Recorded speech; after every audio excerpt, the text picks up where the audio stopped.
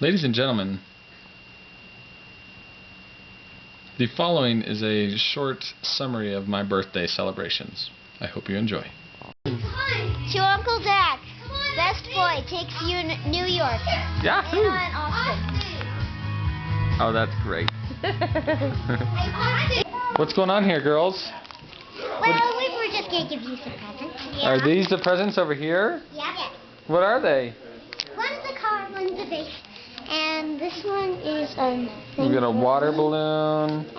And the water balloon. Do you want us to fill this up with water? No, that's okay. What are you wearing, Emma?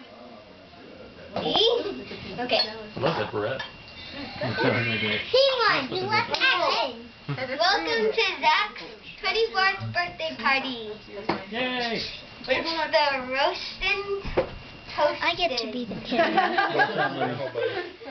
2 dozen roasts. The roasted toastin'. Roasted toastin'. Okay, Anna, explain to us what a roasted toastin' is. We're having a roast. We had a roast for dinner, and now we're going to toast our drinks. You better hope that's the definition. 407, scene 2, take 1. All right. We wrote a poem for you, Zach, just for you. It's called Ode to Zachary Tolbert. One word to describe little Zachary: cheap.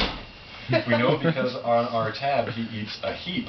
If there's one thing he loves, it's obviously cheese. He doesn't even bother to ask, pretty please. Eats it and eats it until he gets fat. Still hasn't figured out it causes really hard crap. Oh, how we love having Zachary at home. It's the best of times we've ever known. But every so often he heads back to school, leaving us lonely and losing our cool. Knowing our great efforts to add to his bulk, he stares at bare cupboards and then starts to sulk. With a wallet that's fat and being nowhere near poor, you'd think he'd be on his way down to the store. But no, not this time, not Zachary, dear. With a scowl on his face, he has a motive that's clear. Giving Ebenezer Scrooge a run for his money, he hides that wallet so fast it's not even funny. He begs of his roommates for their tidbits and scraps, never leaving a crumb large enough for the rats. But what has become of his glorious cheese that just days ago he chugged with great ease? When asked where his stashes of cheese might be, he answers, "That stuff is too costly for me." Oh, how he whines, dropping pounds by the score. Getting so skinny he has muscles no more. But one muscle remains, just enough to survive. It's his pointy finger, makes him feel alive. A point and a click, that finger is quick. Thousands of websites, some even called slick. Deals and bargains at rock bottom price. The rush of adrenaline makes him feel nice. A jacket, sunglasses, warm gloves, and a phone. Guns, ammunition, and a cream for skin tone. Hoodies and sandals and 12 pairs of shoes. This certainly could cure world hunger and blues. Oh, Zachary, Zachary, when will you learn? Will it be when your degree is finally earned?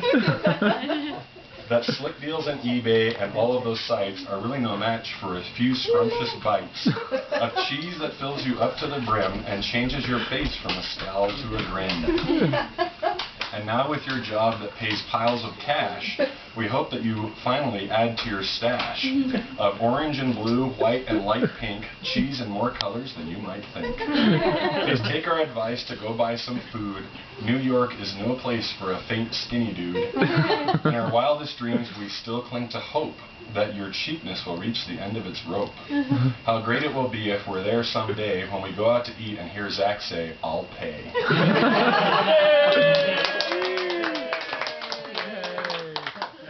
Fifth Avenue, man.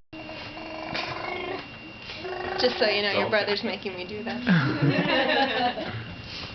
So basically we wanted to talk about Zachary, and he's, what can you say about someone who's one of the most admired and revered and loved people by everyone, of course. I can tell you that it's not this guy.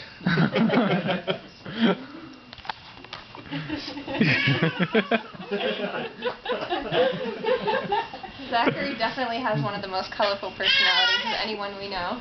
Green with envy with a big yellow stripe on his back.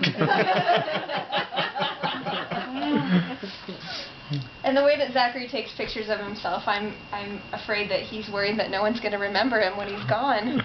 But I can think of a few reasons that people will remember him. He won't like any of them, but I can think about him. He'll remember his nostrils.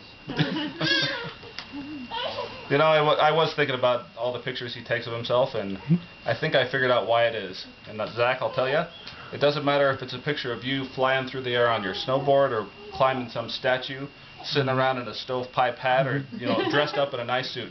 With hair like that, you still look like Willy Wonka. I'll kill you. That's it. That's all we got. Well, Tara told me that we were roasting Uncle Zach, so I got thinking about what Uncle Zach's attributes were and the good things about Uncle Zach that we've talked about today. And I'm not going to talk about any of those. So I've been working with the Division of Wildlife now for I don't know, a number of years, and the guys that I work with, they're not your average suburbanite. You're talking about hard drinking, fighting, chewing, smoking, macho man cowboys. Here. So I've always had a hard time fitting in, and I've tried to do my best, but I've always gotten ridiculed a little bit because of my family. And for those of you that know my brother, he used to coach the country dance team over there at UVSC. He's a dancer. We all know he's a dancer. We're not getting into a Brokeback Mountain. So we'd be down sitting around the fireplace with these guys, or the campfire with these guys, and I'd start sweating when they start talking about family, and they'd inevitably say, "What is your brother doing?" I'd have to bow my head and say, "He's a dancer."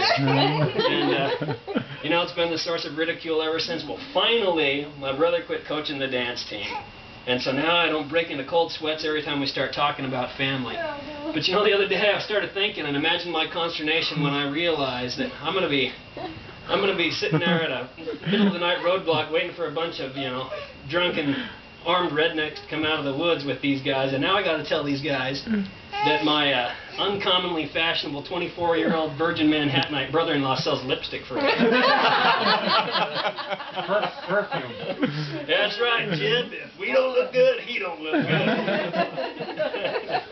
And so I thought, well, maybe I'll take Uncle Zach on a ride-along or something so these guys can get to know him and see what a great guy he is. But I kind of decided against it because these just aren't the kind of guys that that are used to seeing another man look at him and go, "That's what I'm talking about." So I decided that that's just my lot in life, pit of despair about the, guys are going to make fun of me because of my family for the rest of my life. But there's a ray of hope. I started thinking, behind that thick curly hair and those full pouty lips, Zach's a Tolbert through and through. So I can guarantee you that, within the next few years, the cosmetics industry is going to be fully integrated with another industry near and dear to the Tolbert's heart, the weapons industry.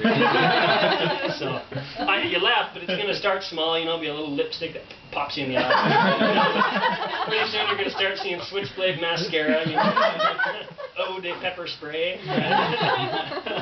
And I figured this is my way out. Finally, when my moment of glory, when I'll be able to tell these guys that my brother-in-law single-handedly invented the IEESD, the Improvised Explosive Eyeshadow Device.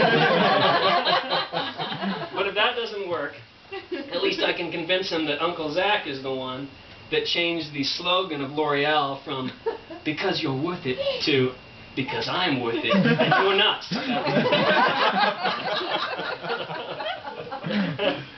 So, in the interim, though, those embarrassing times, when I'm in the middle of the night in cold sweats when they start asking what my brother-in-law does, at least I'll know at that point that due to our relationship, I'm not the only one that'll be in cold sweats in the middle of the night, because I know at least once Zach's going to wake up in cold sweats in his bed out there in New York and remember me and Jeb saying, "Hey, we don't look good, he don't look good."